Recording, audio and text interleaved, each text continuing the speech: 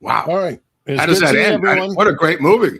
Yeah, it was done. Okay. Yeah, that was it. Wow. All right. It was a nice show. It's good seeing you, Mark. Thank you. Thank you, everybody. Thank you. Good night, folks. Thanks for please coming. subscribe on your way out. Okay. Well, hit the like button and hit subscribe. Tip your waitresses.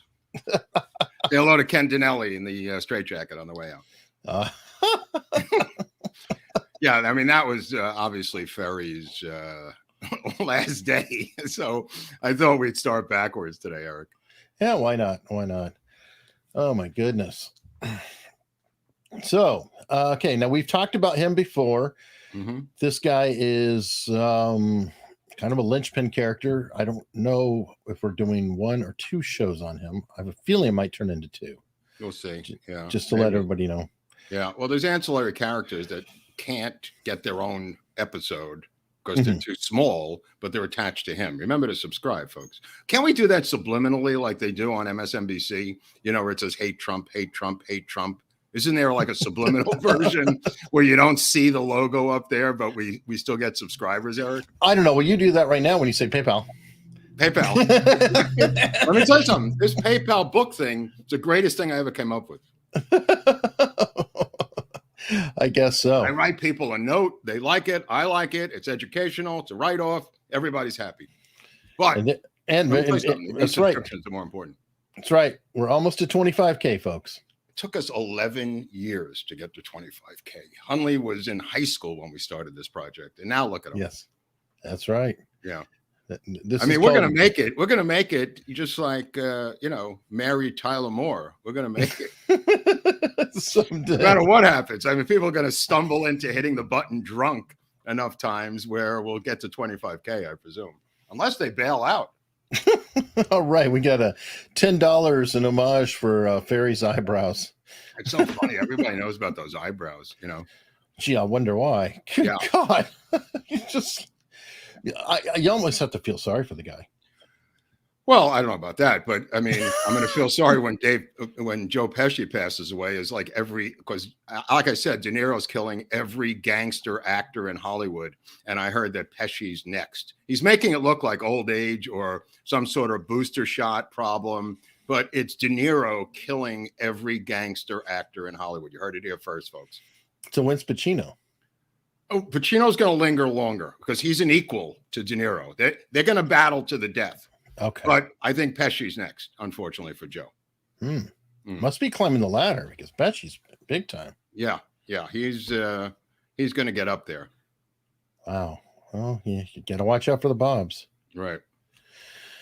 Okay. So start us off. Let's get on this crazy. I wanted to start off by saying that I wanted to show people, I don't know if we could show this on YouTube. This may be we're probably going to go yellow anyway. So what difference does it make?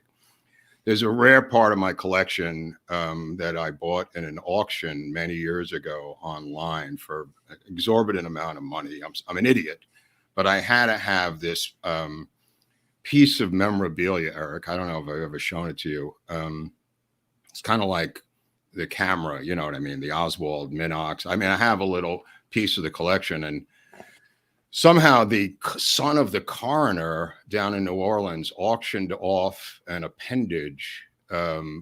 There's a thing that came with it, some paperwork, appendage of David Ferrie with some paperwork. Now, I don't know if it's David Ferrie's finger or not, but the paperwork says it is, and it cost me a fortune. So I just wanted to take the opportunity to show this on today for the first time on YouTube, just so you get a look at this thing, because I've had it for years. It's been 16 years since I bought this thing, but take a look at his finger that they say is his finger. I don't know if it's his finger or not, but it's in there, and you could see it in the box. This is from the county coroner of New Orleans, Chenoweth, I think his name was. And part of the legend was that he looks for his finger every night.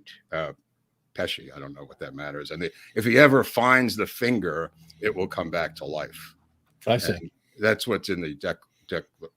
Well, wait a minute. What's this? Hunley. Oh my God. Okay. Anyway, just wanted to start. It's a dark episode. It's a very dark episode. That's all Get started with as juvenile as possible. Also, I'm going to plug Locals for a quick second, but somebody wrote into Locals to offer his voice.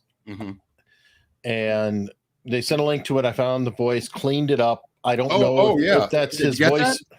I did get it. I don't know if it's his or not, but it's definitely worth listening to it. It's not what you would expect.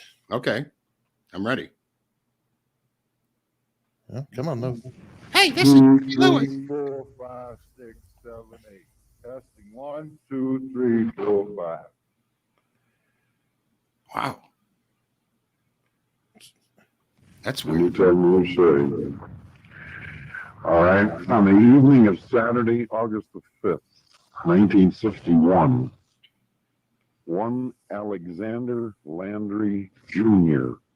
of 5221 Art Street. What is it? Small aeronautical which I could leave on, and one Leighton P. Martins. He told of his increasing and real difficulties with his parents, primarily his mother. These family problems have arisen from the obvious psychological pattern of the mother. What is this? Anyway, that is supposed to be a snippet of recording of David Ferrie. Weird. It does not sound like anybody envisions him to be. Well, there are tapes of him, and Pesci listened to him, and other people said he had this high nasal voice that went through his nose. So that's where Pesci got that voice from. He didn't make that up out of thin air. I mean, many people, including Parmalee, his brother, David Ferrie's brother, said that. Okay, well, that's why I was wondering. I mean, weird. So somebody recommended it, and whatever. It's off of a podcast, and you'll love the name of the podcast. It's the Lone Gunman podcast. Right. Okay. Anyway, let's just move on. Show me that picture of Ferry with the baby. That's really what I want to see, because this is creepy. Well, though you're doing the voice, might as well do Ferry with the baby. Okay. The baby crib, I guess it is.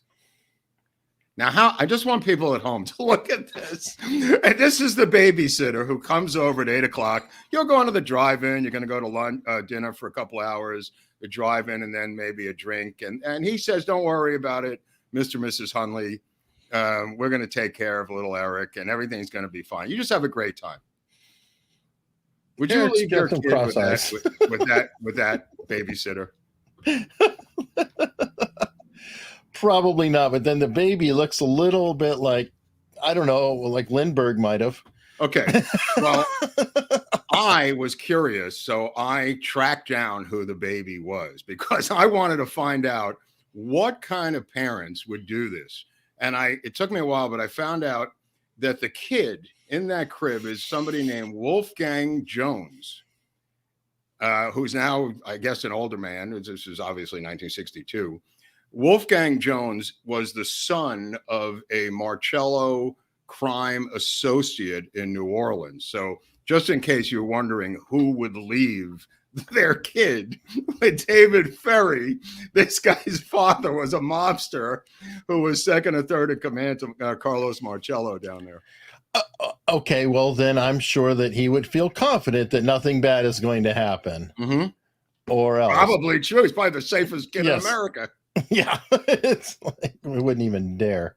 Now, just show me this guy I was talking about, Jock Whitney. I just wanted to get this out of the way before we get into the story, because there's some little side things I wanted to clean up and just talk about some overlapping issues here. Okay, this guy, this is a weird kind of odd story. He was the owner and publisher. This is the Whitney family, Whitney Museum people, a very wealthy family in New York. He owns the New York Herald Tribune, and he wakes up on November 22nd, 1963, and he decides to go to work that day as a copy editor. And he owns the paper, which is odd. And he writes, which he doesn't do because he's the owner of the paper. He writes a full editorial on November 22nd, 1963, that Lee Harvey Oswald was a lone nut gunman who killed the president. And the reason it's important is it's the first ever print that Lee Harvey Oswald was a lone nut gunman who killed the president. And it comes from this man, a deep state, deep family, deep state person who literally had to go to work and write that editorial that morning. And let me guess, that's the only editorial he probably ever wrote. The guy's, I mean, listen, I come from print, I come from magazines, and this guy just never touched ink in his life. Let me just put it that way, or move type around on a type machine. This guy had to get to the office that day for reasons that we have no idea, to write the first editorial that Lee Harvey Oswald was a lone nut who killed the president. Anyway, I just wanted to get that out of the way. These are just recent revelations I've had. So I just wanted to, before I forget, or I'm killed by somebody. And then there's, I know what I wanted to tell you.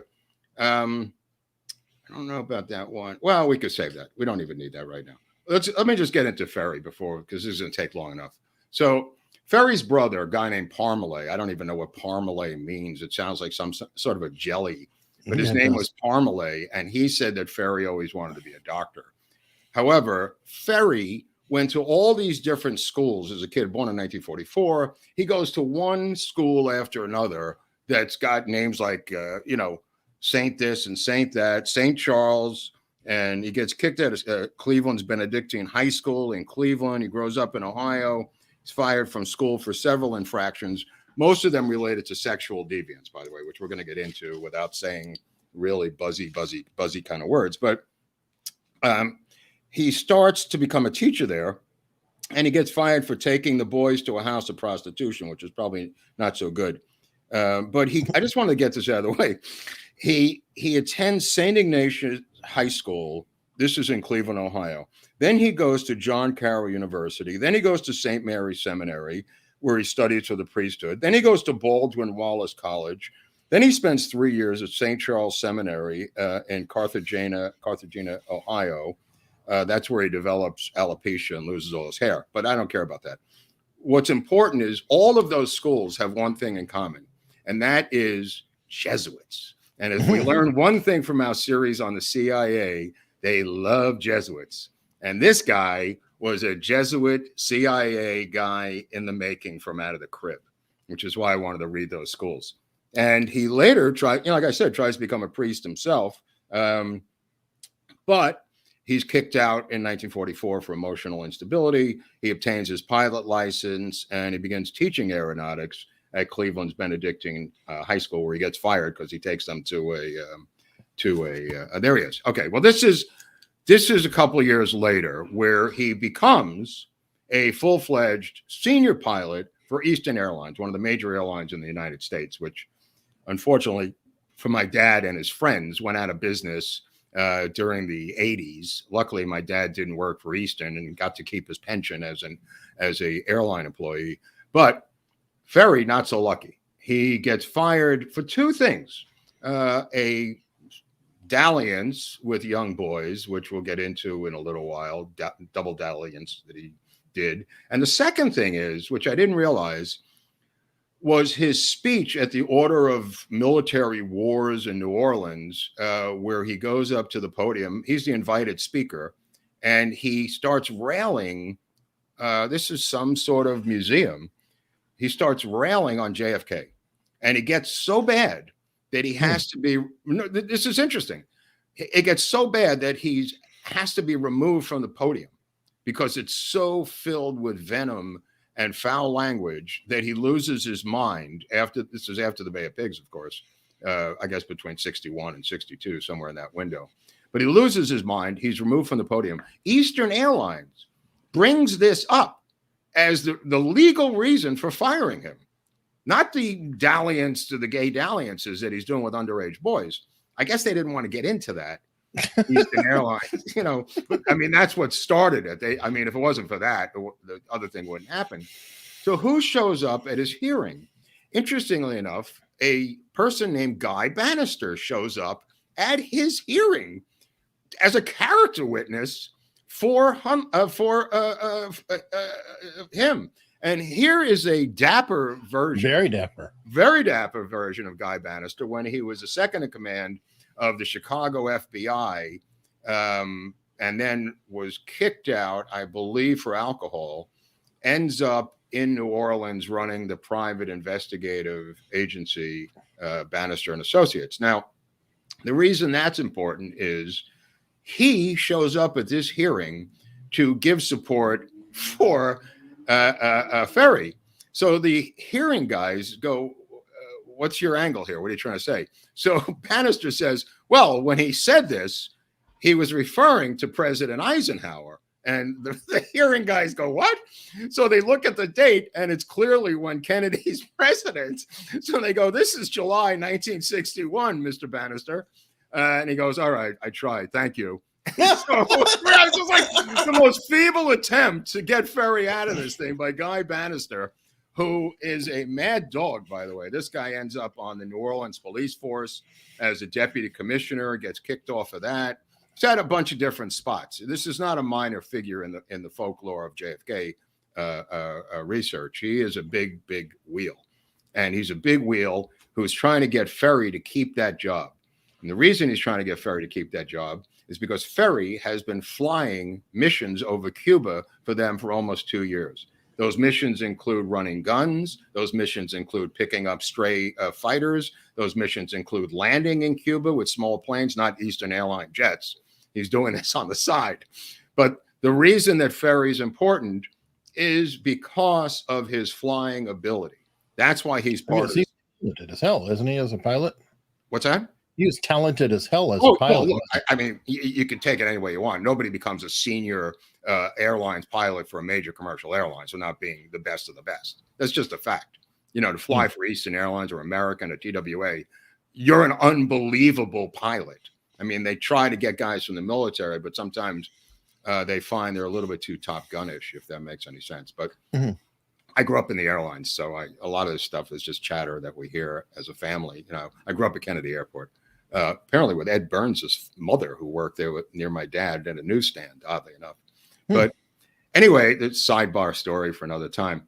The Ferry gets fired, and he immediately goes to work for Banister as an investigator. And he starts getting sent out on different things to investigate things for Banister, who's got a private detective agency, like I said.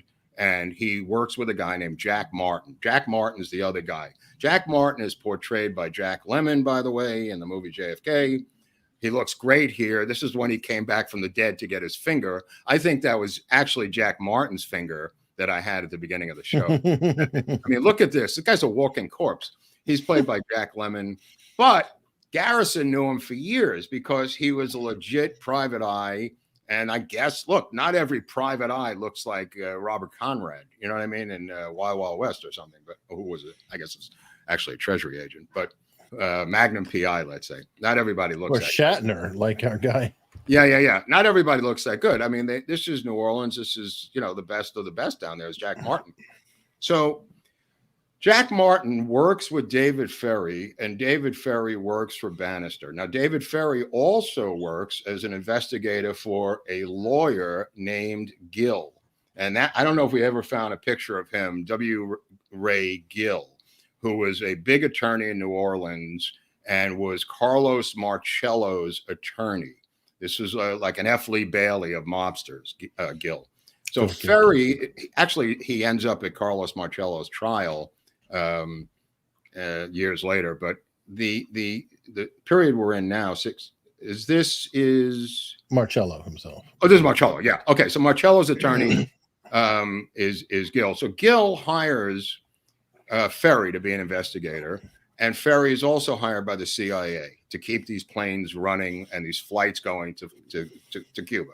Now, keep in mind, we are supplying arms to a guy named Fidel Castro at this time in history.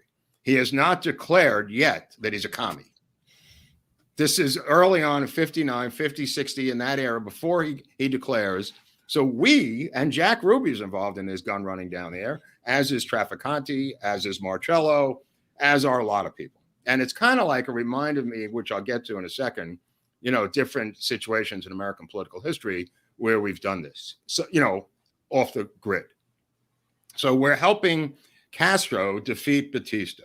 And then, of course, the reverse happens when he declares he's a communist, and Ferry and everyone else begins to work to get him killed. But at the beginning, oddly enough, they're on the side of Fidel Castro, which very few people You mean realize. Like we were on the side of Saddam Hussein? We were on the side of Daniel Ortega. We were on the side of like everyone, Bin Laden. Before, we're always on their side until we're not on their side. Right, but this was quick. I mean, this was like boom, boom, boom, jungle, jungle, jungle, overthrow. I'm a commie. Oh, let's get him, boys. He didn't have a honeymoon, this guy. You know what I mean? It was like, okay, time to kill Castro. So here's the thing. Because of the Bay of Pigs, because of the debacle in the Bay of Pigs, the Neutrality Act comes into effect, enforced by JFK and his brother themselves.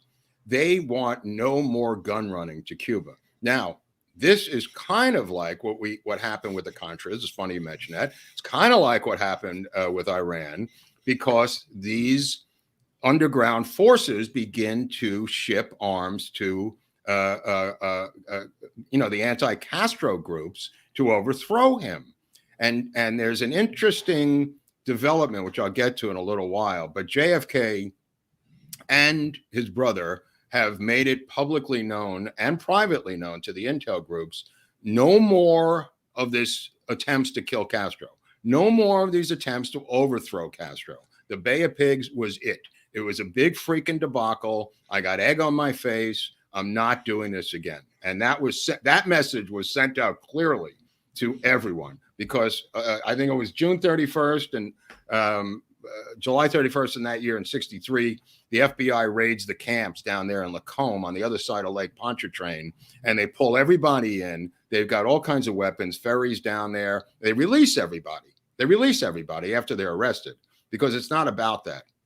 It's about sending a message that you're not going to keep training guys in the swamps of Lake Pontchartrain and start to form, which is what they were doing, another Bay of Pigs. Okay, here's where it gets interesting. David Ferrie himself was training guys down there. Oswald was down there with them. And I'm going to get into that. I don't want to get too much into Oswald, because obviously Oswald is going to have his own episode. So I'm trying to stay away from dragging him into these stories and going off on these tangents. But we're going to get to this in a second. You're going to see where this leads. Hold on for a second.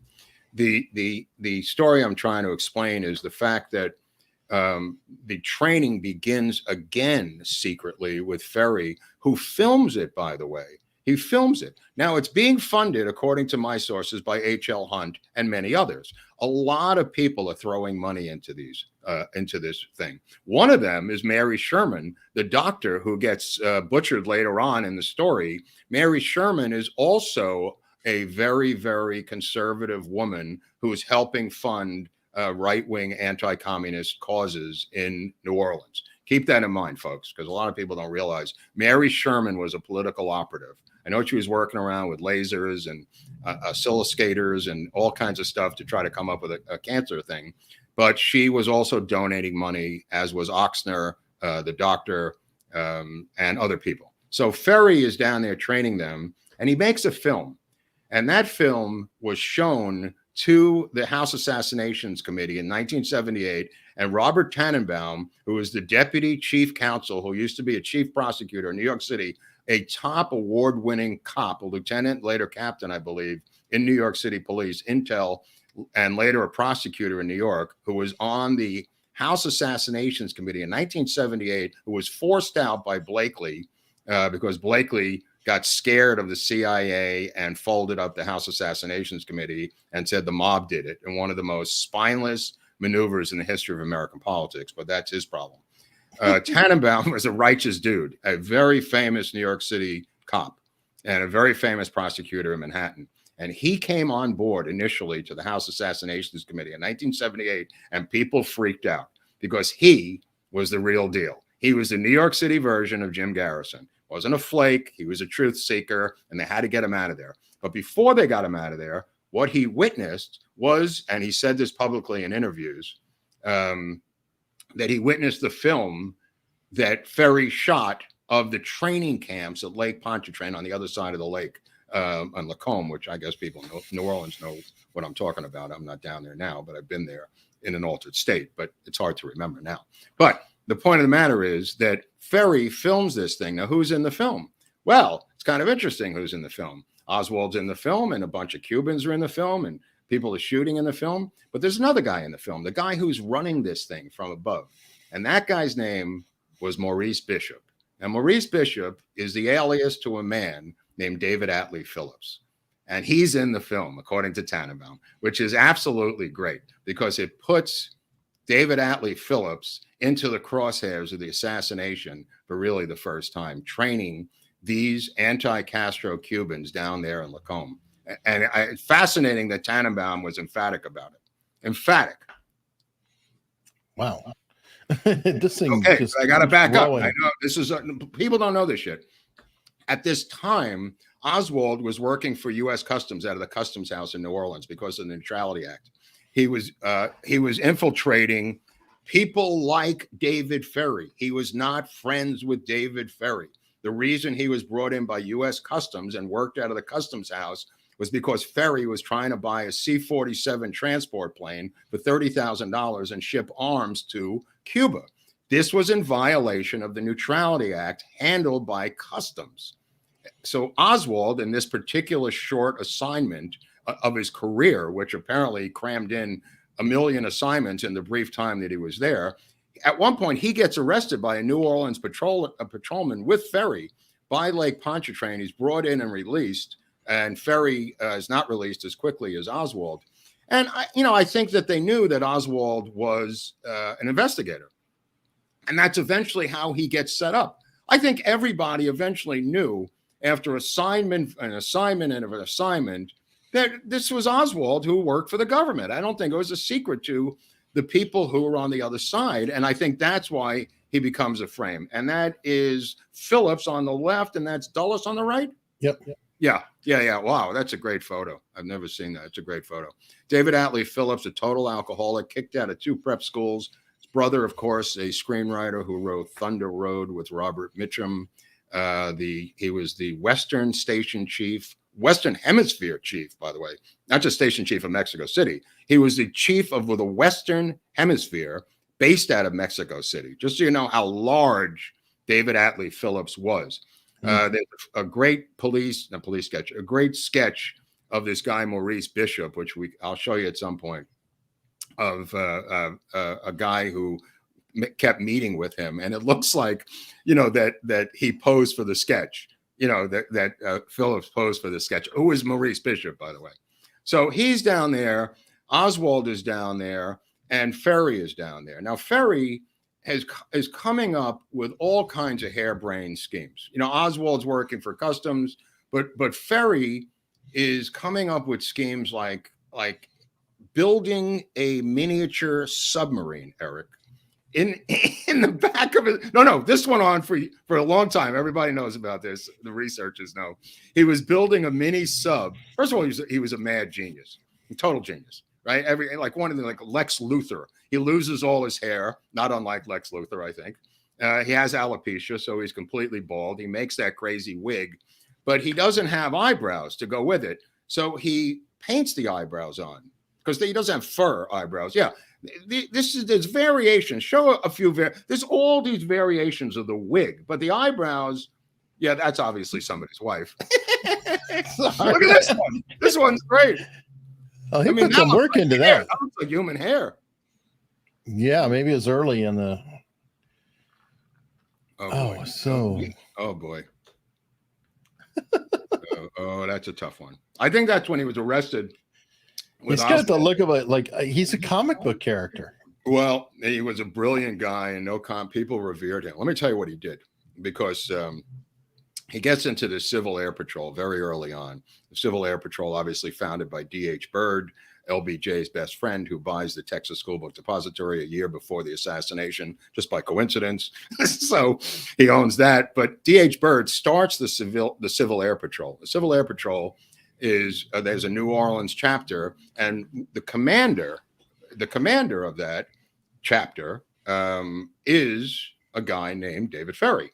So he does it because he likes flying, but he also likes young boys. And his predatory area of expertise is 14 to 18-year-old boys. Hence, that's who's in the group. And Oswald is one of them. If you show that picture again, the reason this picture is important is because this picture that you had up before of Ferry with Oswald, that was a, what did it fall off the thing? Oh, yeah. Okay. This is an outing. This is an outing with the group.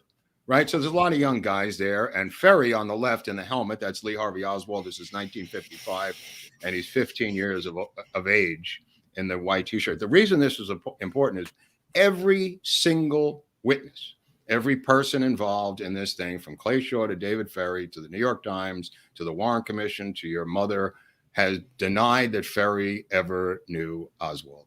And this photo came to the surface from the 6 witnesses.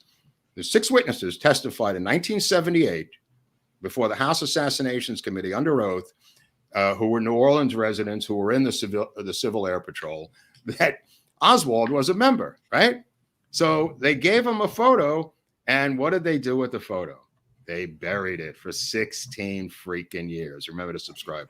For 16 years, the wonderful government House Assassinations Committee, for reasons that were never explained by anybody, took that photo and buried it in their files until 1993, after the JFK Records Act came out after Oliver Stone's movie. And that finally, in 1993, proved what was happening back in that time, that they not only knew each other. Now, of course, the limited hangout people come out, the Gerald Posners and the others come out and go, hey, that doesn't mean he talked to him. They start moving the goalpost. It's really funny, Eric. You go, hey, that doesn't mean he killed the president. I mean, you go, okay, bro, whatever. But, for 25, 30 years, you denied there was any connection between these two people. And in fact, what he did, what Ferry would do, and this is really crazy, he would take these boys up in the plane, put on autopilot, and then try to rape them in the plane. I don't know if I'm allowed to say that, but that's what he did. And if they fought, he would say, I'm going to throw you out the door. He did a lot of violent things up in the air. And from what I understand, I've been able to corroborate this, he took Oswald up, and Oswald socked him in the face. Did the same thing, but he almost broke his jaw. And that was the last time he took Oswald up in the plane. Now, keep in mind, remember the T-33 that David Steves had, the trainer? Mm-hmm. Remember that T-33? In his apartment, Ferry had just the cockpit of the T-33, and he would put the boys in there, and they would drink and do weird shit and get into that little cockpit as part of another training exercise. When he wasn't working on the submarine, the mini submarine, which he was making out of a jet fuel tank, the underbelly tank of a jet plane that had the fuel in it. You ever see the fuel tanks? He got a hold of one of these jet fuel tanks, Ferry, through his airline and airplane connections, and was hollowing it out to make a mini sub. Now, the mini sub was not going to put a guy in it. It was a mini sub to be filled with explosives to be sailed into Havana Harbor, the mini sub, which not a bad idea, if you think about it. But of course, he also had the mice, which he was going to drop out of the plane. I don't know if he did this or not, with parachutes on. And when they hit the ground, they burned up in flames, the parachutes. And then the mice would run through the sugarcane fields, burning them all down. I don't know if he ever did this. That's an old storyline. Wow.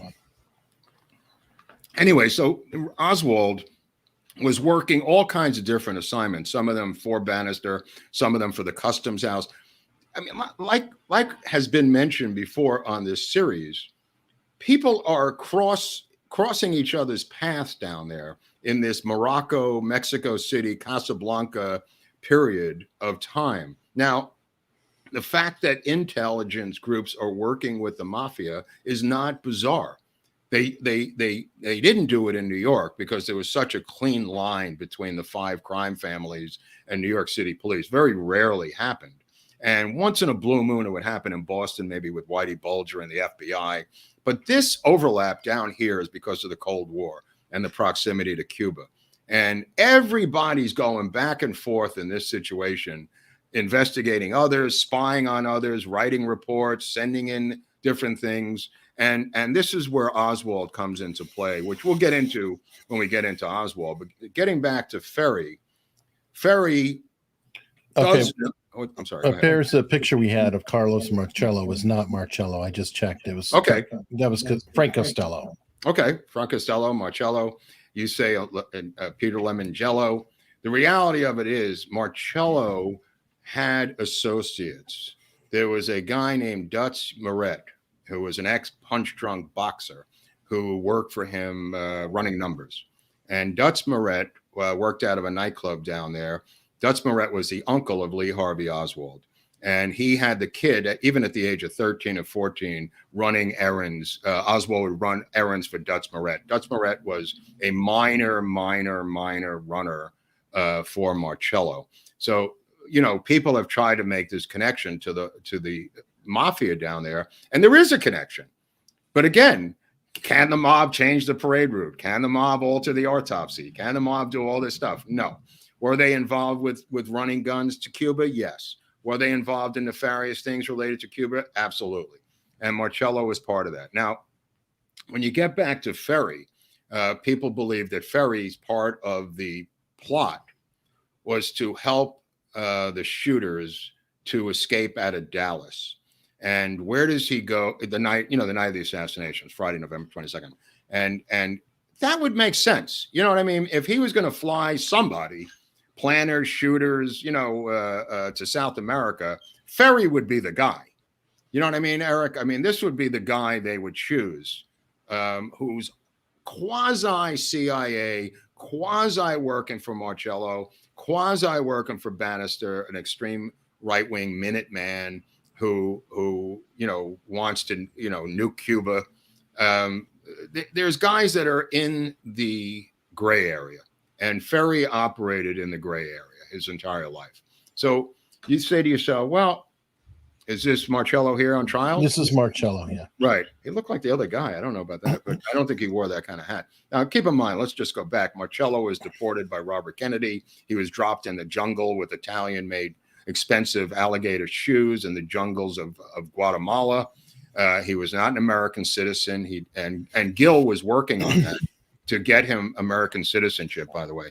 And he was literally picked up by American authorities and dropped from a plane into the jungles. This is an unbelievable story. It took him months to come down and find out where he was, and somehow works his way back to New Orleans, Marcello. That's an amazing story that's very rarely covered about Carlos Marcello.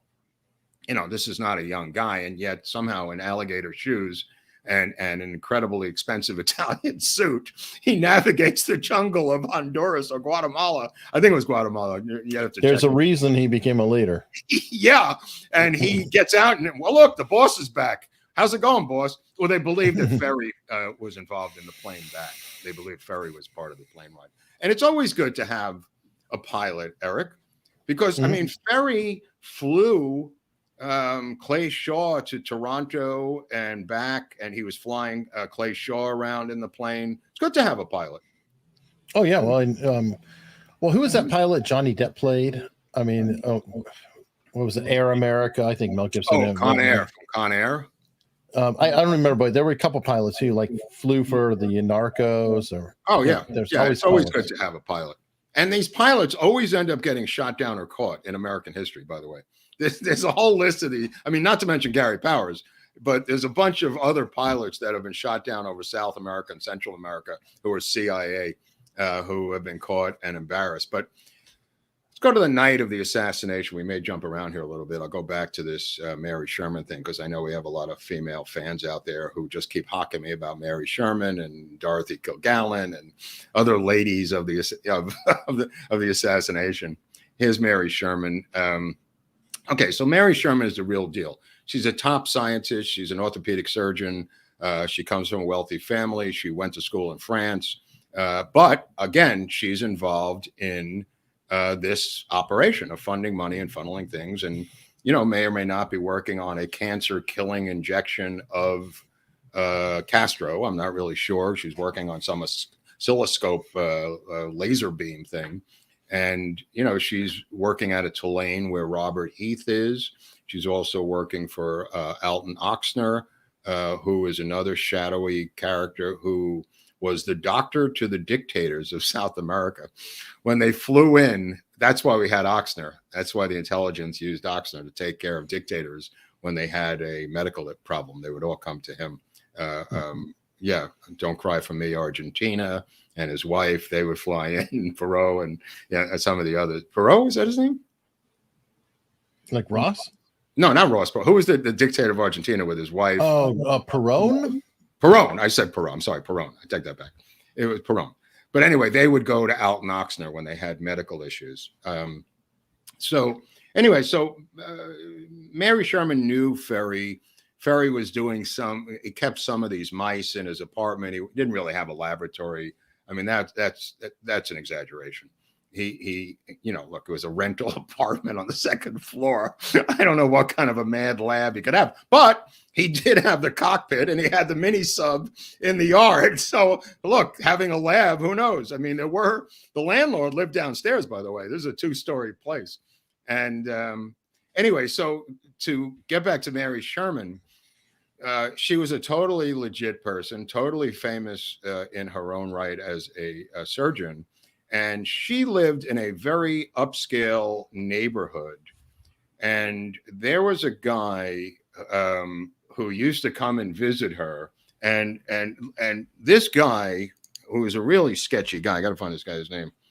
He and Oswald used to come there, and they would use her phone to call Miami because she had a long distance phone, and she let them use it. You know what I mean?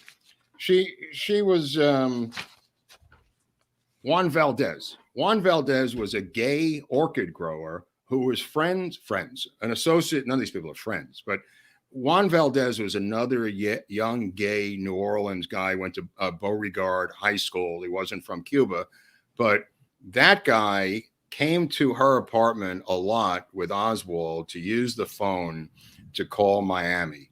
And she let him use the phone and blah, blah, blah. So when she was found dead, I believe that she was murdered by Juan Valdez. And this is my own theory. And keep in mind that all these people, Eladio Del Valle, who's murdered, Sherman, who's murdered, Ferry, who may or may not have been murdered, all of these people are not murdered by us. They're not murdered by themselves. They're murdered by pro-Castro intelligence groups. These are the enemy of Castro. Nobody ever points this out. They think they're killing them. They're on our side. Why would we be killing our own people? Nobody thinks this through. Mary Sherman, whoever killed her, and I think Juan Valdez was a Castro intelligence operative who killed her. And whatever happened to Ferry, whatever happened to Eladio Del Valle down in Miami, he was shot point blank in the heart, and then his head was split open with a machete. This is, there's Eladio Del Valle. You may show another picture of how it ended up for him on the right. Yeah, that was the head. But on the right, over the heart, is the gunshot wound. Yeah, there's, okay. So these guys are killed by Castro intelligence operatives, not by us. They're not killed by the FBI. They're working for us. These are anti-Castro, vehemently anti-communist operatives that we're using against Castro. That's why Mary Sherman, you have to look at Juan Valdez. Now, how is she killed? How is she killed? Here, let me just give you the police report, because there seems to be a lot of scuttlebutt about this. I mean, the New Orleans Times-Picayune. This is the night of her murder, not 6 months later, not some book. This is a guy with no political agenda, Eric, who's just writing a crime report of a random murder in New Orleans. An intruder forced his way in to a fashionable St. Charles Avenue apartment early today, stabbed a prominent woman, orthopedic surgeon, to death and set fire to her body. Okay? This is a Cuban thing. Police apparently had virtually no clues to the identity of the slayer of Dr. Mary Stoltz Sherman. Homicide detectives said the front door to her apartment had been forced open. Her wallet was empty. Her 1961 automobile was missing. Sam Moran, a special investigator of Orleans Parish Coroner's Office, said the front door had been forced open and an unsuccessful attempt had been made to open her jewelry box. So you've got not just a murder, you got a murder robbery here. Looks pretty bad. It looks very bad. I give you that. But people have alleged that she was killed by a laser from outer space and brought here. No, dude. She was killed at the lab by a psilocybin laser, brought here after her body was burned up, and for reasons that make no crime sense whatsoever. That's what's left of her body. It doesn't make any sense. But let me tell you what does make sense, because here's from the autopsy. The fire smoldered. That fire you saw for some time. Somebody put clothing over her after they stabbed her. They put her clothing over her nude body and set it on fire, and it smoldered for hours and hours and hours. Okay. Mm-hmm. The mattress and everything else. This went on for like 12 hours. I don't know if they have a fire department down there or what, but the cause of death. Okay. This is from Captain Stevens. Number one, stab wound of the chest penetrating the heart, hemopericardium, and left hemothorax. 2, multiple stab wounds of the abdomen with incisive wound of the liver. 3, multiple stab wounds of the upper left extremity and right leg. 4, lacerations of the labia minora. And then finally, number 5 down on the list is extreme burns of the right side of the body with destruction of the right upper extremity and the right side of thorax. Okay. Good Lord. Right. Okay. This was meant to send a message. That's what these cats were doing with Eladio del Valle. The reason you do these brutal things, especially in Latino countries down in Central America and South America with intelligence, or even we see with the drug cartels. Look at the drug cartels. This is the same thing. They were sending she was funding anti-Castro activity, including the training camps in Lacombe. That's why she was killed. And the reason she's killed so brutally is to send a message to anybody else who wants a piece of this action. I just want to get this out because there's a lot of misinformation about Mary Sherman with Ed Haslam, who's been debunked, and Judith Very Baker has been debunked. There are facts about Mary Sherman that are quite real. And she was an American hero. She was a patriot. She was a brilliant doctor. She does not deserve the treatment she's been getting in some of these tabloid-type books, in my humble opinion. Wow. That's some serious overkill. Hold on. Let me mute you. Okay, that hopefully gets the echo out.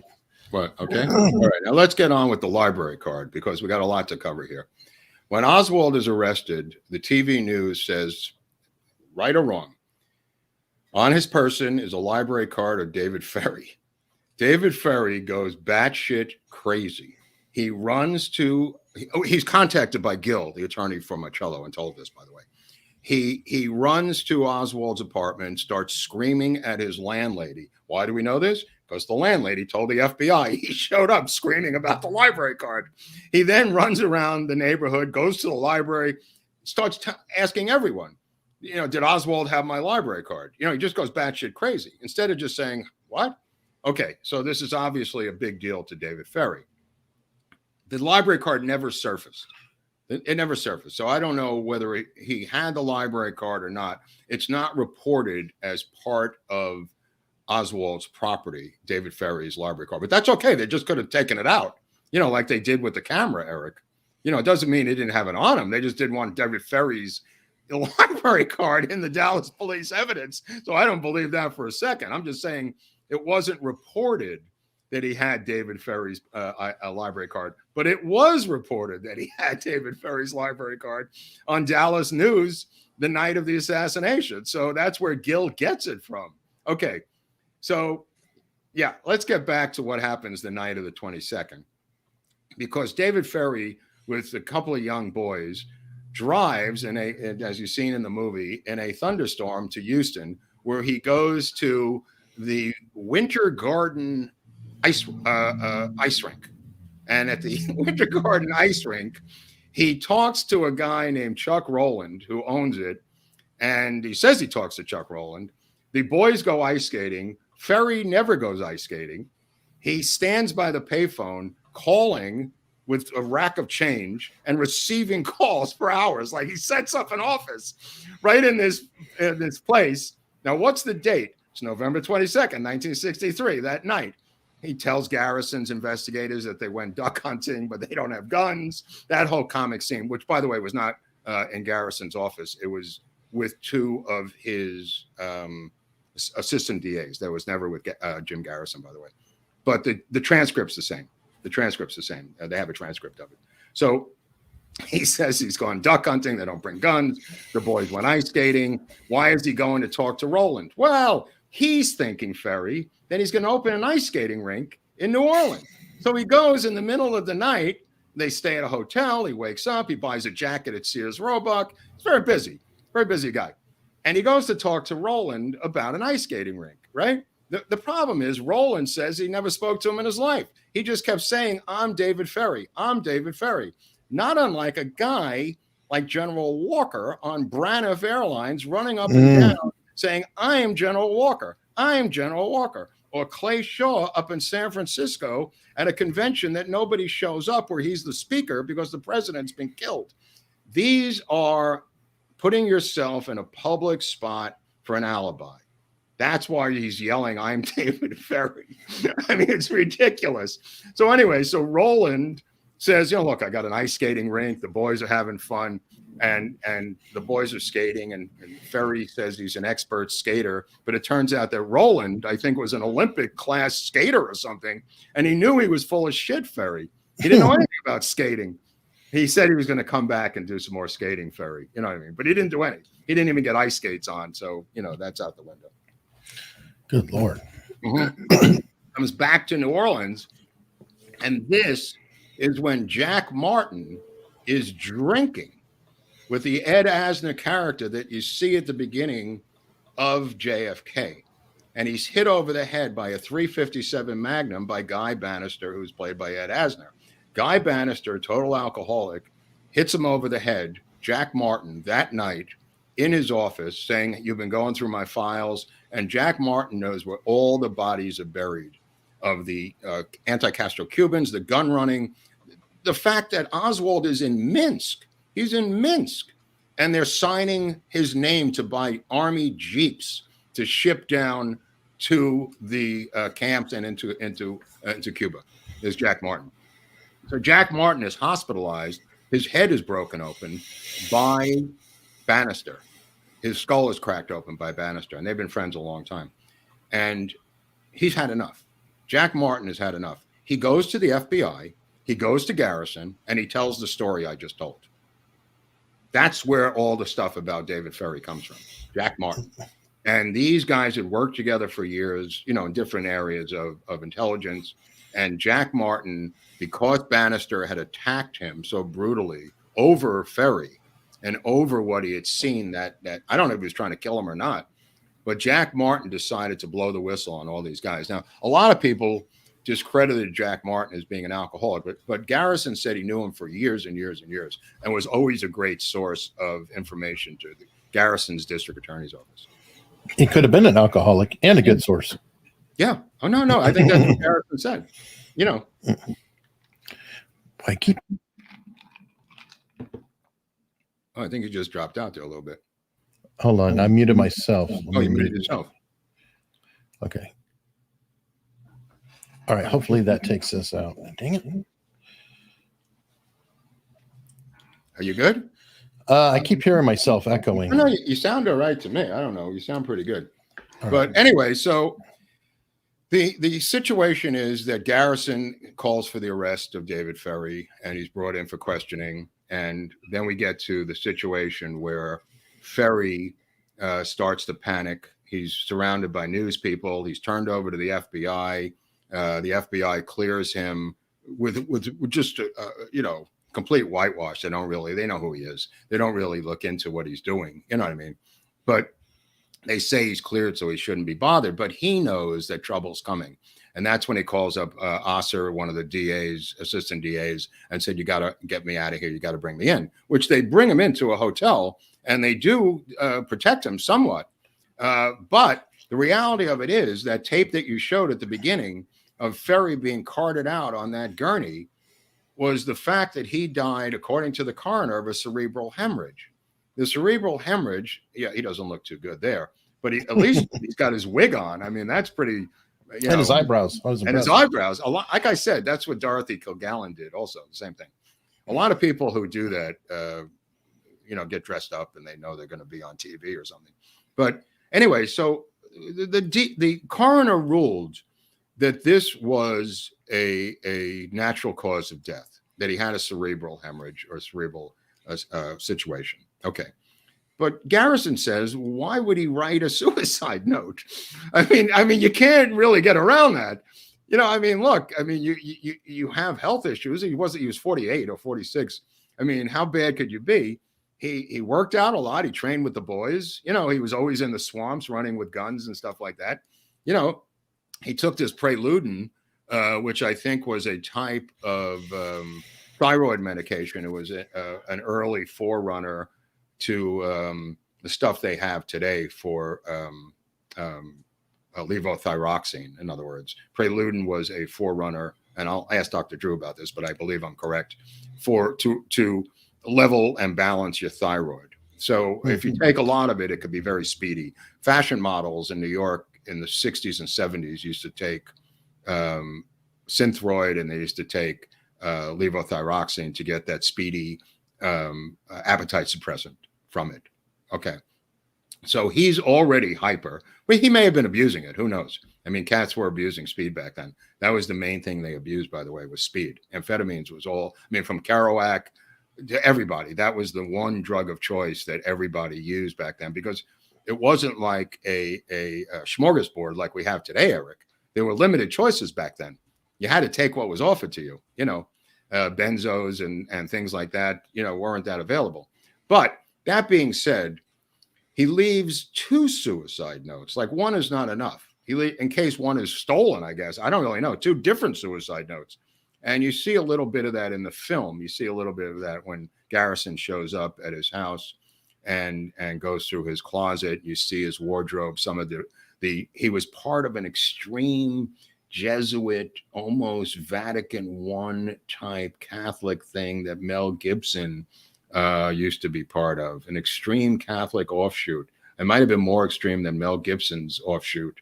It was Basilian or it was called Basilian. I'm not really sure. It was an extreme Orthodox thing that was almost cult-like at that time. And he wanted to become a priest, but again, played around with boys and they didn't like that. But they cart him out and he's dead. But that leads to his quick arrest of Clay Shaw, because he thought, rightfully so, that Clay Shaw was next. You know what I mean? And Clay Shaw may have been next. I mean, might have been the best thing ever happened to Clay Shaw was to get arrested. Could be. God, what a bunch of characters. I mean, these guys, this is a weird group.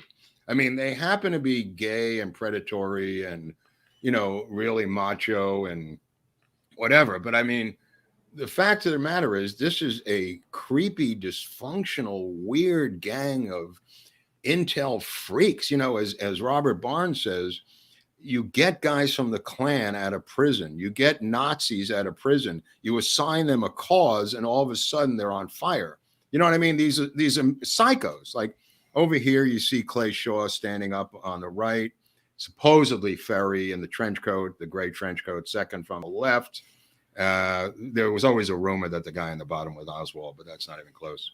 But this was part of the milieu. down in New Orleans at the time. Now, and New Orleans has always been a dark place, so this is not that bizarre for New Orleans, as we now know. But this became the Mexico City. This became the Morocco. This became the Casablanca of the Cold War because of the fact that they had no central government. It was a wide open town. It was Louisiana.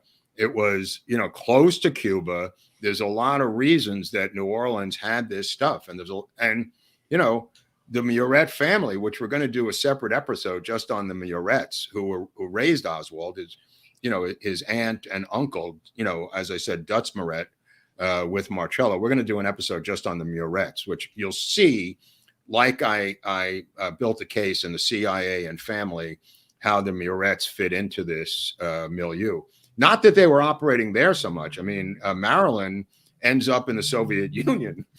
She becomes like Obama's mother, teaching around the world, with all kinds of passport stamps. And she's just an English teacher, but she ends up traveling everywhere.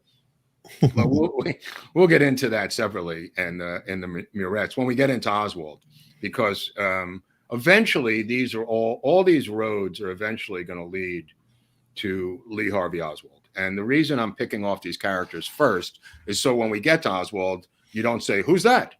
I never heard, this way, when we get to Oswald, which is going to be 3 parts without a doubt, maybe more, maybe 4, you'll know who all these people are, and you'll know who the frauds are and who they're not. I mean, that's why I don't want to get into people that we've all debunked already, that you people who are not JFK researchers do not know have been debunked, like James Files has been debunked. Judith Ferrie Baker has been debunked. Whether you like it or not, whether you believe that the 3 books that she's written about meeting him once, I can't help you. It doesn't matter. The research community has shredded these people. And they took their time like they did. They do their due diligence.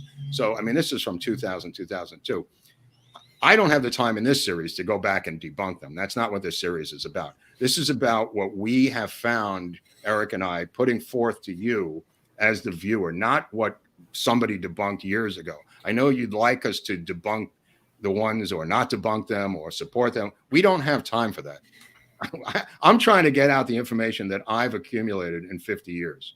I don't have time to go over the people who are frauds. Now, keep in mind, there are intel frauds and there are financial frauds. So we've got both in this genre, which is makes it more difficult. You've got real guys like Jim DiEugenio, Greg Parker down in Australia. There's so many great, legit JFK researchers who've written books. But there's also people who've gone for the money. And there's also people who get book deals because the CIA is in business with the publishing. So it can be very confusing, and that's intentional. They want to muddy the water. They want you to read a book that came out in 2020 of a person who comes out of nowhere and says, I was Oswald's babysitter. That's what they do. They find a spot where Oswald is not on the public record, and they fill in their character. That's what Ed Haslam has done. That's what Judith Ferrie Baker has done. That's what James Files has done. Files, I think, for the money. The other 2 are political operatives. There's others. I'm not picking on those 2. They're scumbags by themselves.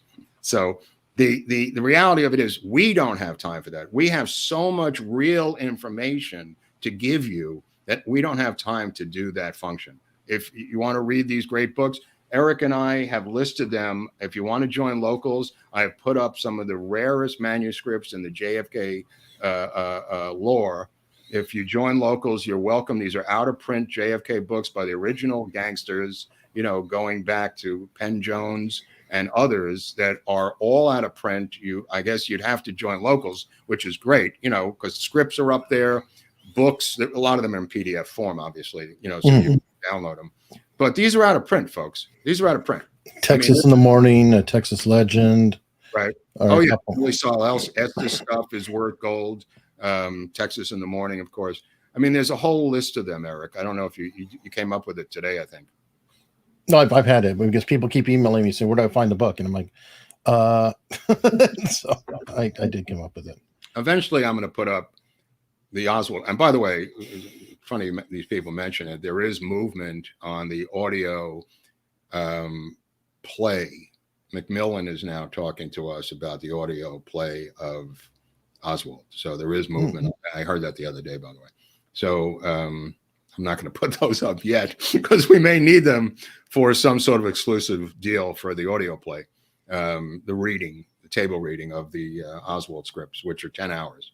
So hopefully we'll get to that. If not, I'll put them up and everybody on Locals can get them. But I strongly recommend you join Locals. I mean, Viva and Barnes have a very strong Locals community. I'm a member of theirs. By joining, you can go to all of them, right, Eric? No, I can't. Anybody, you can follow anybody for free on Locals, but right. they're all separate communities. So I'm paying Barnes. Yes, that's why. Okay, I just want to understand. I'm paying Barnes so I can get in there. Yeah. Okay. All right. I thought anybody can get in. Okay. I'm sorry. No, we don't have bundling. It's not an option. It's been talked about, but it's very difficult to work that. Right. Okay. So at this time, no bundling. So if you want to get our material, our secret stuff, our books, our scripts, or my scripts, actually, but there's others. There's other movies in there. I mean, I think I put JFK. Didn't I put some other scripts in there by others? Or I think JFK. Well, you've got your farm script. You've got JFK. Yeah, but I put in a rare draft of Oliver Stone's JFK too, a working draft. Did you? Okay, I'll have to I think so. Or if not, I'll put it up there. I thought I did. I have it here. But anyway, the fact of the matter is, there's a lot of stuff on Locals. There's a lot of stuff from PayPal, and I do write you a personally heartfelt thank you when you do PayPal me for these books, because look what happened with the Walker book, Eric. I gave it to Barnes, and now I can't get a copy of this thing. I went to Billions of Books, and it's $60, $70, and now I'm on a waiting list again. I got to go over and get it back from Barnes. But we'll get it. We'll get it. You go mug Barnes. Yeah, I'll go mug Barnes. We found another source. The book weighs 20 pounds. I think it's like 1,200 pages, that Walker book. But yeah, it'll stop a bullet. I mean, a book saved Teddy Roosevelt. General Walker book may save you. A book may have saved Zeldin up in New York State from that murdering maniac up there. The clip looked like Pesci. These two Utes. Okay. Yeah. Oh, well, I mean, Pesci. He did play the role. Well, Oliver said, I mean, he really owned that role. I mean, he became that guy. Well, hold on. You got to tell the story about Joe Pesci behind the scenes, that Oliver doesn't have a sense of humor. But what is this? You were telling me about how Joe had Oliver cracking up. That's right. No, Joe was very funny. Joe's totally Jersey. I mean, I was in a bar one night with Mary Lou's down in the Village, and we were all running lines with him. There's a lot of out-of-work actors down there, and he was with 2 NYU film students, and he was generous enough to just be cracking up and running lines from all his movies with everybody at the bar. I mean, it became really funny. I mean, he used to be had a rock band with the guy he kills in Goodfellas. That was his best friend. That's how he got the part in Goodfellas with him. And he shows up in other movies. But yeah, I mean, behind the scenes, he was very funny. And Oliver doesn't really have a sense of humor. That's all I can tell you. Let me try this echo bit again. Really? Yeah. Meanwhile, when Hunley's muted, let's discuss Hunley. Yeah. Oh, he's back. All right. No, the key thing is to mute you, because you're the guy who doesn't do the headphones. Really. The real nice picture of Ferry, the one where he had hair without the hat. I don't know if you ever showed that. He's really handsome at the beginning. Geez, no. By the way, the unofficial squadron he starts in 1960 is called the Metairie Falcon Cadet Squadron. But when he gets fired from for some other stuff, sexual deviance, that goes away. And then he gets in some more trouble with some other sexual deviances. But yeah, he liked boys. That's all I could tell you. I don't want to read any further because it's a little too much. But all right. Let's see. We've got some more super chats. Okay, Little Rock. I just want to tell you, by the way, just one note. I don't know if we could list these books. We'll list them after the show. There's a book by an associate, Walt Brown, who's one of the top Kennedy researchers. Walt Brown, brilliant guy out of New Jersey. His father was a state cop. Wrote a book, I guess, just a couple of years ago. It's an ebook or a Kindle book. Judith Ferry Baker, in her own words, edited with commentary by Walt Brown. If you want to see what a fraud she is, I recommend you buy that book for $2.99. It'll solve all your problems. But go on. I'm sorry, Eric. I'm sorry. I mean, it's just going to read super chats. We have Daisy 68 doesn't like us talking about super chats and everything, but that's cool. Little Rock is joined. Apparently, he has problems as a member that it keeps unmembering him. I don't know what's going on. Welcome to YouTube. Welcome to YouTube. Welcome to this dysfunctional world. But thank you, Little Rock. Little Rock's been around a long, long time. Really? Yeah, great dude. I've known him since early days. $5 shake. Thank you for the great content.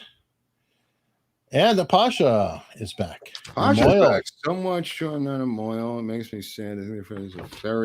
To ferry someone did not originate with ferry. That's funny. That maybe it did. What do I know? Oh God, Pincho's Helicopter Tours. Classic name. Oh, Pinochet. Pinochet. Sorry. Yeah. Any truth to reports was electrocuted. Well, I don't think she was. I think I just went over that in as much detail as I can. But you know what? Play the tape back. Maybe you'll see me say it. I don't know. She could have been in all that lot. I mean, if it seems like everything else happened. Yeah. Richard K. Senego wanted to be noticed in El Paso. That's true. That is true. When you turn yourself in the middle of a bank robbery, I think you want to be noticed. All right. The book fund. Thank you, John. Yes, thank you very much, Tarkina Meyer. Off topic, but like to see your take on Deep State and UK or Ukraine today. I think that the Duran's covering that. Barnes covers that. Barnes is in Duran. We got enough problems here. We got enough problems. Georgina, back. Georgina is here. Thank you so much, Georgina, as always. And let me see here. Rolf. Love this. Like a bottomless cup of Joe. Bottomless cup of Joe. Your presentation is fast. All right. Well, yeah. Don't quit your job. We'll never have a super day job. Do people listen to this, by the way? Do people audio listen to the show? Yes, some do. They don't see any of the photos? They don't care? Maybe they go back. I mean, there are some people who watch it multiple times, which is awesome. But I get it. I mean, you can hear it's like, okay, well, it's a person. Right. And South Texas girl, thank you so much. How south is South Texas girl? I mean, is she all the way down there? I mean, because she's specifically saying south, like, San Antonio or even further south. I'm not sure. All right. I'm not sure. Maybe she's El Paso. Could be El Paso, right? Yeah. Okay. I'm worried about the Cortez Hotel because I'm fascinated about, that hotel because what I wanted to say today, and I'll just say this just before we end here.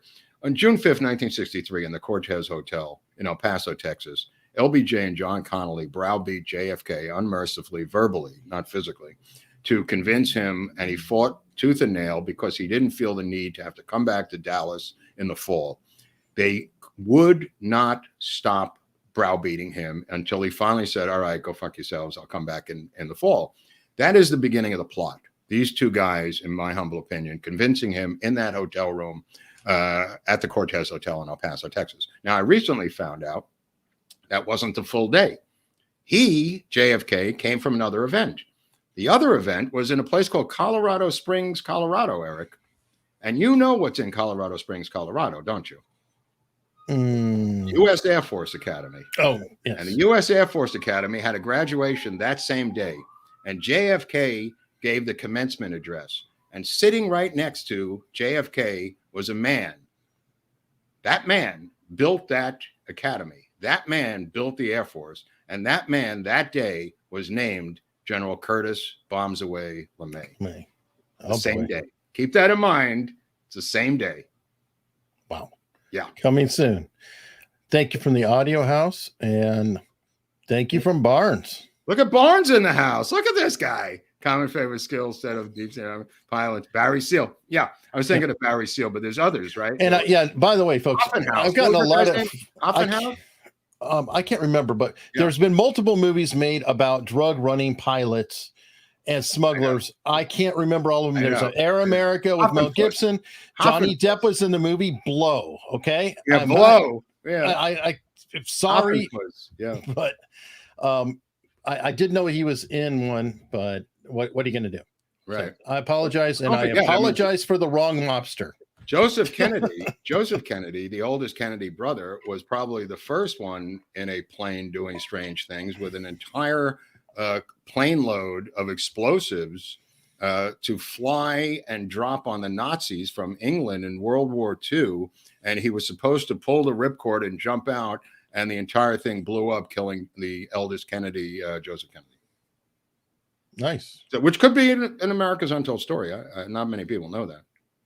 No. He was supposed to be president. That was his father's favorite. Okay, Elgato's new software can fix that echo. Elgato. Okay. Elgato. What's Elgato? It's they make different sound stuff. I think they make stream like a stick and other things. I don't remember all of them, but I'd have to look at it. And it's hard when we're going through a third party service. So. Right. It is. Who's the third party? StreamYard. But folks, what really fix echoes are headphones. Am I supposed to put them on now? Well, it's a little late, but say something. I'll put it on. I don't care. All right. Well, it's gone now. I'm an idiot. Just tell me, I'll do it. I don't care. It's a little late now. I don't have an echo, so I don't really know what you're talking about. Oh boy. But I just want to point out one thing. We're going to do an episode when we get to the Murrets on Spring Hill College, which I was telling Barnes down in New Orleans, in Las Vegas, that Eugene Murret was Oswald's first cousin, and he got him to speak at the speaker series, because that's what Lone does. Right. Remember, I was telling you about Spring Hill in Alabama, and Oswald was the guest speaker about life in the Soviet Union. And that's where Fitzpatrick, which we're going to get into in the CIA in the arts, Robert Fitzpatrick, Eric, befriends Marina Oswald and becomes her pen pal. Robert Fitzpatrick then ends up in the Chicago Institute of the Arts. He then ends up being the youngest city councilman in Baltimore history. He then ends up at the medical school in Baltimore, the famous medical school. He then ends up running Euro Disney and other things. But the point of the matter is Fitzpatrick and Eugene Murret are both at Spring Hill College in Alabama when Oswald is the guest speaker, because many assassins are guest speakers at colleges. Now, keep in mind, this is a Jesuit college, third base, as they say in Who's on First.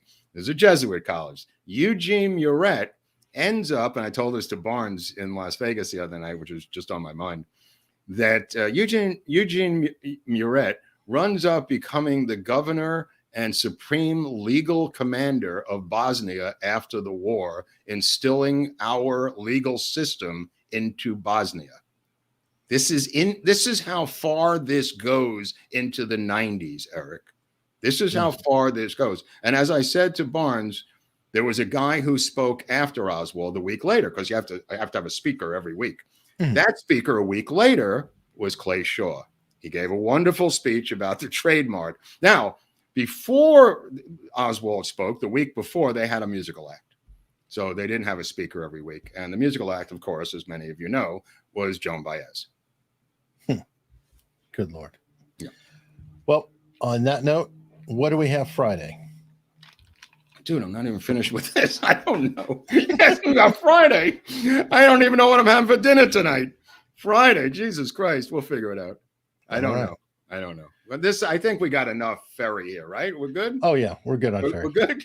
We're good on Ferry. I think we squeezed it in. What is it, an hour and a half? Yep. There's enough Ferry for everybody. Go back and watch it at a slower speed or something. But I did want to get it all in. I'm sorry it was rather fast, but there's enough documentation to everything I've said. If you want to go to different sources, we'll put the books down below like we always do. And, that's what I recommend. I mean, this is for you. I know this stuff. I don't need to hear myself talk about this stuff. This is for you people. This is your country. You're a lot younger than I am. This is your president whose head they blew off. This is your country that you got to live in for the rest of your lives. You should be. This is the happy exit, folks. Yeah, it's a happy exit. No, but I'm telling them I'm doing this for you, so you can go do the research and pass it on to your children and find out who these characters were. This is not some Disney entertainment project we're doing here. I mean, this is some gnarly stuff, obviously, that we're talking about, and that's why we're getting yellow flags, and that's why the deep state is coming after us. That's why we're getting maniacs in the comment section. That's why we're getting trolls. You think if we were talking pussycat videos, they would be bothering with us? No. They're coming after us because we're peeling back the scab and the Band-Aid on a wound that's over 50 years old, people.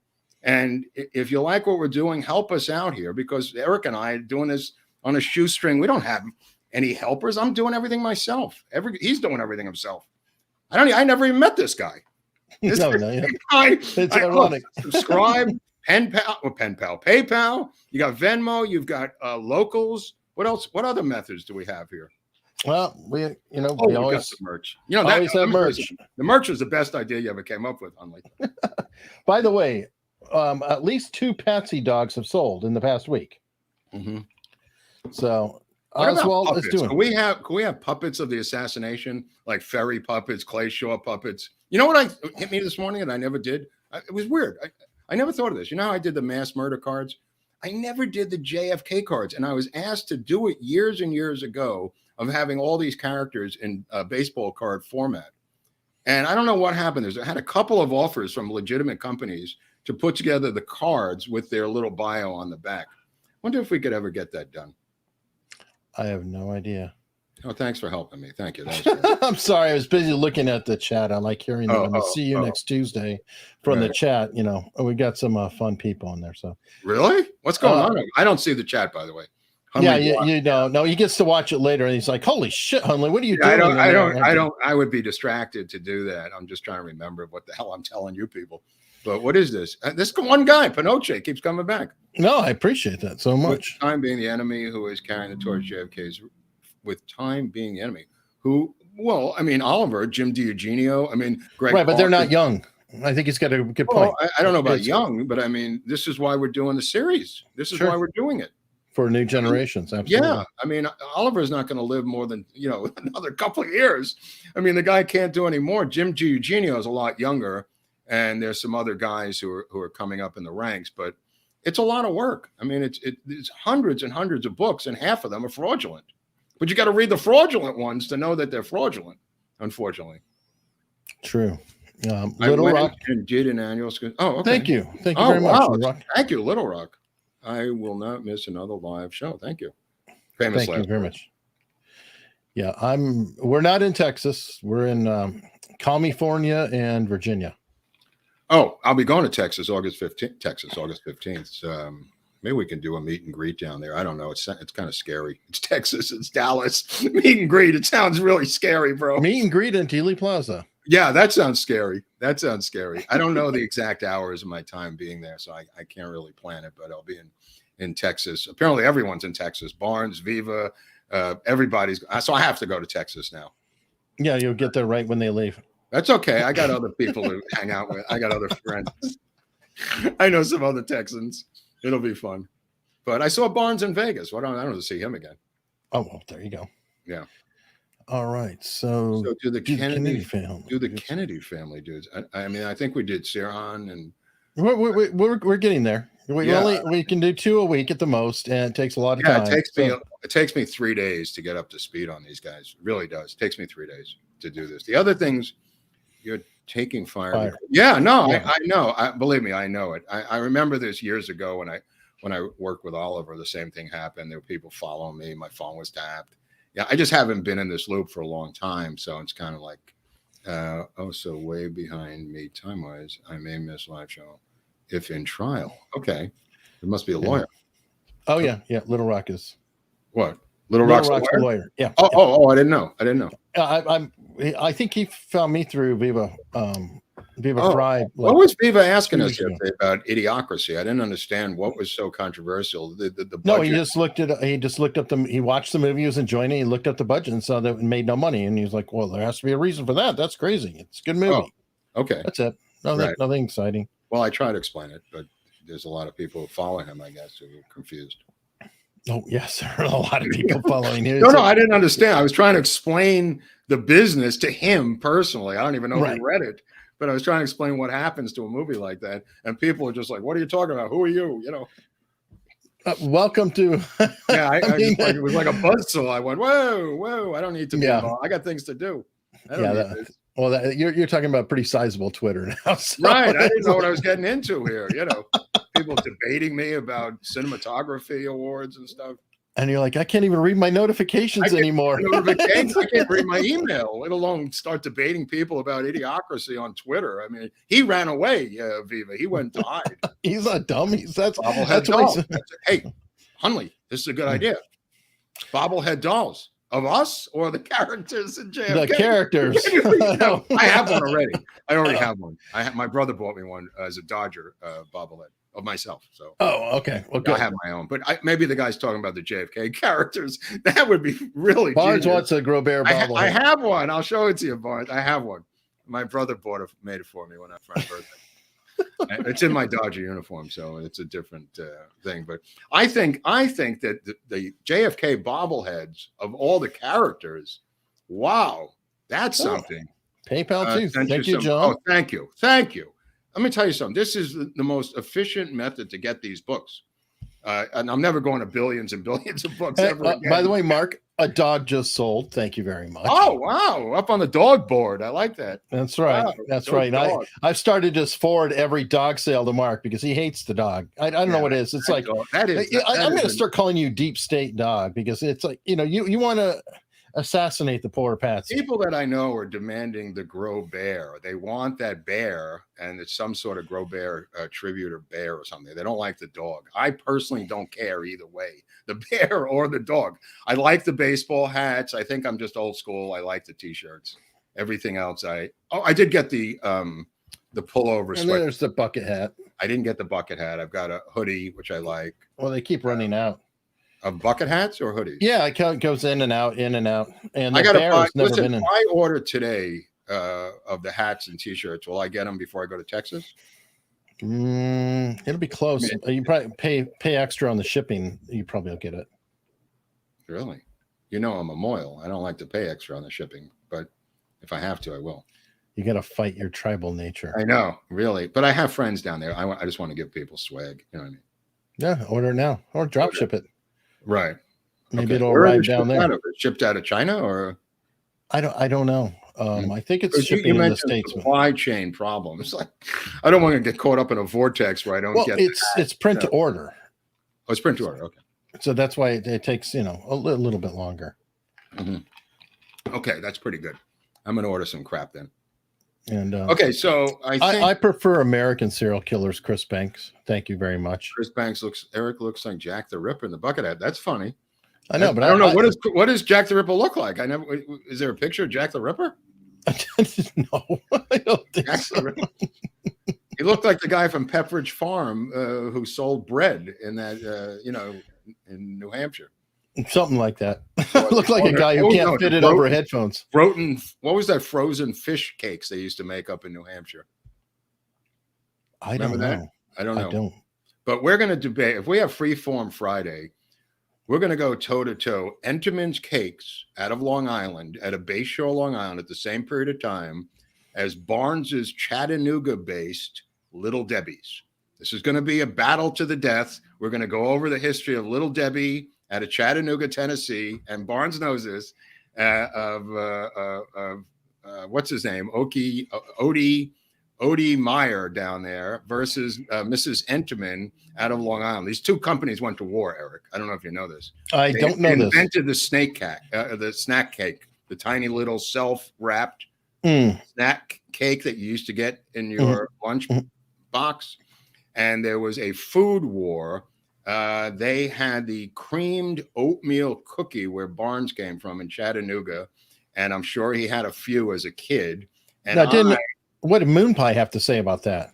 Moon Pie is a separate thing. There's different things. You got Devil Dogs by Entenmann's, by Hostess. But the real war was Entenmann's mini cakes and all the donuts, glazed donuts. Ferraro's cheesecake, so good it started in Marlboro. He's right. He's right about that. But just as a cake when we were kids, those little Entenmann's cakes, she invented the plastic in the box, Eric, so you could see the donuts. Think about the genius of that. Plastic in the box. See the cake. Okay. Well, this is really all right. Now, I knew he was going to chime in. Right. A lot of people love those Little Debbie Swiss cake rolls. I like them too. But the zebra cakes are good. The oatmeal cream pies are good. Robert knows the whole line. There's about 50 different Little Debbie products. But Entenmann's, which is coming from a more of a Yiddish angle, donuts and coffee cake. All right. Well, on that note, we will have Freeform Friday a week from this Friday. Right. And this Friday, well, we'll be doing something, and we'll see you then.